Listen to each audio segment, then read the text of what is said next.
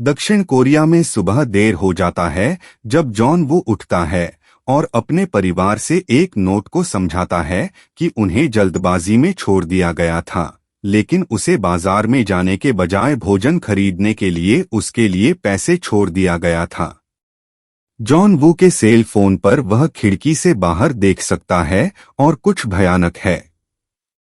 Apartment का दरवाजा। उसका पड़ोसी सांगंग रहने के लिए सख्त भीख मांगता है क्योंकि उसका भाई जो एक ज़ोंबी में बदल गया है, उसने अपने अपार्टमेंट पर कब्जा कर लिया है।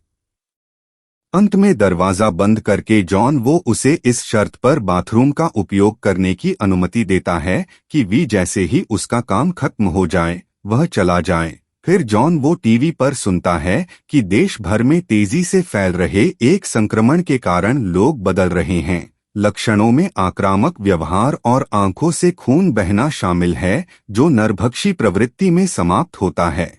जॉन वो एक चाकू लेने के लिए दौड़ती है और सांगचू पर चाकू तानती है। जैसे ही वह बाथरूम से बाहर आता है, उसके हाथ पर एक निशान देखकर सांगचू कसम खाता है कि वह ठीक है, लेकिन उस पल उसकी आंखें लाल हो जाती हैं और वह ऐंठने लगता है क्योंकि उसकी नसें काली पड़ने लगती हैं। अचानक वह गुर्राता है और जॉन वो के खिलाफ आगे बढ़ता है, जो उसे धक्का देकर अपार्टमेंट से बाहर निकालने में कामयाब हो जाता है। वह देखता है कि एक विशाल ज़ोंबी सांग शो पर हमला कर रहा है और उसे खींच कर ले जा रहा है।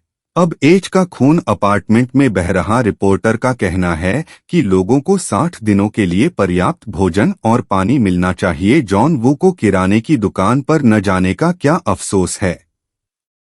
वह अपने भोजन को राशन में बांटता है और एक पोस्ट-इट नोट पर लिखता है कि आपको जीवित रहने की आवश्यकता है, और इसे एक पारिवारिक फोटो पर चिपका देता है। अगली सुबह एक प्रोफेसर टीवी पर यह समझाते हुए दिखाई देते हैं कि ज़ॉम्बी एक उत्परिवर्ती वायरल संक्रमण द्वारा बनाए गए थे, जो मस्तिष्क के दाहिने हिस्से को प्रभावित करता है। जॉन डब्ल्यू अभी भी फोन कॉल नहीं कर सकता है, लेकिन वह सोशल मीडिया पर कई लोगों को अपने परिवार के सदस्यों के बारे में पूछते हुए और उन्हें खोजने की उम्मीद में वीवो के साथ उनके पते पोस्ट करते हुए देखता है। मदद लें कि वह अपने पते के साथ एक संकेत पकड़े हुए एक तस्वीर लेता है और इसे हैश के साथ पोस्ट करता है। मुझे जीवित रहने की आवश्यकता है। वह एक बहुत ही लंबी इमारत की खिड़की से बाहर लटकने वाले एक वीडियो को देखता है, जो एक सेल्फी स्टिक पर अपने सेल फोन को पकड़ने के लिए एक बेहतर संकेत प्राप्त करने की कोशिश करता है। जब वह अचानक से बाहर निकलता है, तो वह अपने ड्रोन को वापस भेज देता है, और यह सभी के लिए है कि बाद में वह ऑनलाइन खेलकर खुद को विचलित करने की कोशिश करता है, लेकिन इंटरनेट रात में भी बाहर चला जाता है। जॉन वू एक कार के अलार्म तक जागता है, जो इमारत के बाहर दिखता है। वह खिड़की से बाहर दिखता है और अपने सहयोगियों पर एक पुलिस अधिकारी को शूटिंग करता है, जो पहले से ही हिरन के लिए हिरन से टकराने के लिए हिरन से बाहर निकलने के लिए हिरन से बाहर निकलता है। दरवाजा जब तक वह रेफ्रिजरेटर को धक्का देने का प्रबंधन करता है और इसे खोलता है, जॉन वो इसे वापस धकेलने की कोशिश करने के लिए चलाता है, लेकिन पर्याप्त ताकत नहीं है, इसलिए वह बालकनी के लिए भाग जाता है और जब कूदता है, ज़ोंबी उसके बाद चला जाता है और रेलिंग से गिरता है और जमीन पर दुर्घटनाग्रस्त हो जाता है, जबकि जेन वू को पकड़ने का प्रबंधन करता है, स्थिति चेतावनी देते हुए कि यह उसका आखिरी भोजन था। दिन 10 जॉन वो एक और वीडियो रिकॉर्ड करता है, जिसमें वह कहता है कि वह टीवी के संदेशों से कितना परेशान है, जो सभी को घर पर ही इंतजार करने के लिए कह रहे हैं। वह बाहर निकलने के लिए बेताब है, लेकिन बाहर अभी भी लाशें हैं। उसे एक आपातकालीन ऐप याद आता है, जिसमें एक रेडियो कार्यक्रम है, जिसे एंटीना के रूप में वायर्ड हेडसेट के साथ इस्तेमाल किया जा सकता है, लेकिन जॉन वो के पास केवल वायरलेस हेडफोन है। 15वें दिन वह खुद को विचलित करने के लिए अपार्टमेंट के चारों ओर नाचता है। उसी समय उसे एक शोर सुनाई देता है और वह अपने परिवार को घर आते देख चौंक जाता है। यह खुशी केवल 1 मिनट तक रहती है, इससे पहले कि उसे पता चले कि वह जो कर रहा है वह भ्रम है, वह एक ब्रेकडाउन है और पूरी तरह से उम्मीद के बिना जमीन पर गिरता है, जब तक कि एक ऑडियो उसे डराता है। जॉन डब्ल्यू पूरी तरह से नियंत्रण खो देता है और कमरे में सब कुछ नष्ट कर देता है। ओम्बी बाहर आ रही है। जैसे ही वह दरवाजा बंद कर देता है कि लाश शोर सुनती है और 20वें दिन में इकट्ठा होती है। रस्सी जब तक वह खुद को मुक्त करने का प्रबंधन करती है और उन शब्दों को पढ़ती है जहां लेजर इशारा कर रहा है, जो वाक्यांश एक बेवकूफ नहीं है, जब वह खिड़की से बाहर देखती है।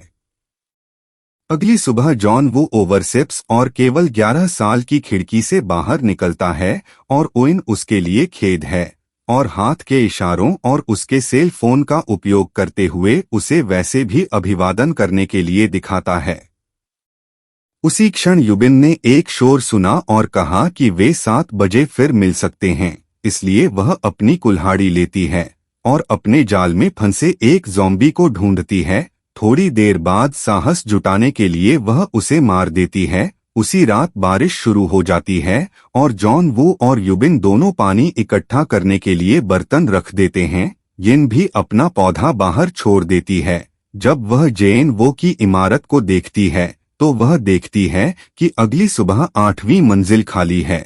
जेन वो जल्दी उठ जाता है, लेकिन भूख के कारण उसे अच्छा महसूस नहीं होता। युबिन यह नोटिस करता है और एक गेंद का उपयोग करके अपनी बालकनी में रस्सी फेंकने की कोशिश करता है, लेकिन वह गेंद जमीन पर गिर जाती है। जॉन वो इसलिए वह अपने ड्रोन का उपयोग करता है रोप को युबिन में ले जाने के लिए। जैसे ही वह इसे दोनों तरफ से अच्छी तरह से सुरक्षित कर लेती है, वह भोजन के साथ एक बैग भेजती है और एक नोट कहती है कि इस बिंदु पर धीरे धीरे खाने के लिए जॉन वू को पता चलता है कि गेंद को एक फायर फाइटर ज़ोंबी द्वारा पकड़ लिया गया था, जो कि रोप के माध्यम से रोप करने की कोशिश करता है, लेकिन उनमें से किसी ने भी हिट नहीं किया। इसलिए वह ड्रोन को फायर फाइटर के पास उड़ान भरने के लिए भेजता है और उसे दुर्भाग्य से गिरने की कोशिश करता है। अपने पैरों और सिर को आईएनजी वह रात के बीच में अपार्टमेंट छोड़ देता है। हॉलवे में कई शव हैं, जिसमें सांगचू भी शामिल है, इसलिए जॉन वो चुपचाप चलते हुए अपनी चाबियां पकड़ लेता है क्योंकि वहां है पास में एक ज़ोंबी है। स्नैक होने के बाद अपने अपार्टमेंट में सुरक्षित रूप से लौटने के लिए यिन ने स्वीकार किया कि वह ऊंचाइयों से डरता है क्योंकि वह उस समय गिर गया था जब वह एक बच्चा था। बचे हुए लोग फर्श पर चुपचाप रहने की कोशिश करते हैं, हालांकि युबिन गलती से एक शेल्फ को गिरा देता है, जिससे भयभीत ज़ॉम्बी का ध्यान आकर्षित होता है। उसे लगता है कि यह अंत है, लेकिन जुमो को याद आता है कि सभी अपार्टमेंट जुड़े हुए हैं और वह युबिन के पड़ोसी को फोन करता है। फोन की घंटी बजने से ज़ॉम्बी उसके दरवाजे से दूर चले जाते हैं क्योंकि उनकी संबंधित मंजिलों पर रहना बहुत खतरनाक हो रहा है और ओइन जेन वू को 8वीं मंजिल पर एक खाली अपार्टमेंट के बारे में बताता है और वे वहां मिलने की व्यवस्था करते हैं। जॉन डब्ल्यू एक योजना के साथ आना चाहता है, लेकिन यिन खिड़की से बाहर कूदने और सुरक्षित रूप से जमीन पर उतरने के लिए मेज और रस्सी का उपयोग करती है। ज़ॉम्बी तुरंत उसके पीछे जाते हैं, लेकिन वह उन्हें अपने कुल्हाड़ी के साथ दौड़ने या लड़ने के लिए उन्हें चकमा देने या लड़ने में प्रभावशाली कौशल दिखाता है। लाश कांच को तोड़ते हैं। युबिन ने स्वीकार किया कि वह संदिग्ध है क्योंकि यह जगह खाली होनी चाहिए और पता चलता है कि एक बचाव टीम जल्द ही आ रही है। आदमी अपनी पत्नी को यह बताते हुए कि वह केवल उसे खिलाना चाहता है ताकि वह उस क्षण में जीवित रह सके। दरवाजा और आदमी उसे दूर धकेल देता है। रूपांतरित हो सकते हैं और बिम उन दोनों को गोली मार देती है, जिससे उनकी मौत हो जाती है। गोलियां सड़क पर मौजूद ज़ॉम्बी के समूह का ध्यान खींचती हैं, जो तुरंत इमारत पर आक्रमण करना शुरू कर देते हैं। यूबिन ने बंदूक जॉन वो को थमा दी और उसे सब कुछ खत्म करने के लिए कहा, लेकिन पहले तो वह इसका इस्तेमाल करता है। वह यह कहकर अपना विचार बदल देती है कि उन्हें ज़ॉम्बी का भोजन बनने के बजाय इंसानों की तरह मरना चाहिए। जॉन वो रोता है। वह गोली चलाने की तैयारी करता है, लेकिन उसी समय उन्हें एक शोर सुनाई देता है। बचाव हेलीकॉप्टर आखिरकार आ रहे हैं। बचने के लिए दृढ़ संकल्पित दोनों ने दालान में एक और गैस विस्फोटक फेंका और कुछ ज़ॉम्बी को सीढ़ियों पर जाने के लिए धक्का दिया। दुर्भाग्य से ज़ॉम्बी का एक बड़ा समूह लाश जल्दी से उन्हें चकमा देती है और यूबिन को पकड़ती है, और जॉन वू एक बाइक का उपयोग करता है, जिससे उसे लाश के ढेर से बाहर निकलने की अनुमति मिलती है। जब उसे पता चलता है कि हेलीकॉप्टर अब नहीं है, तो वह चिल्लाना शुरू कर देता है, हम अभी भी जीवित हैं, जबकि दोनों रोते हैं। हेलीकॉप्टर शहर छोड़ देता है। जॉन वो के सेल फोन ने फिर से संकेत दिया है और वह अपने परिवार से संदेश प्राप्त करता है कि वे ठीक हैं, शहर को दूर से देखते हैं। आपके हैश को मुझे जीवित रहने के लिए इस तरह से जीवित अंत में बदलने की आवश्यकता है। 2020 की जिंदा हॉरर और ड्रामा फिल्म, और मैं अगले वीडियो में आपका इंतजार करता हूं। यह सुलझाने वाली फिल्में थीं। धन्यवाद और हम चले गए।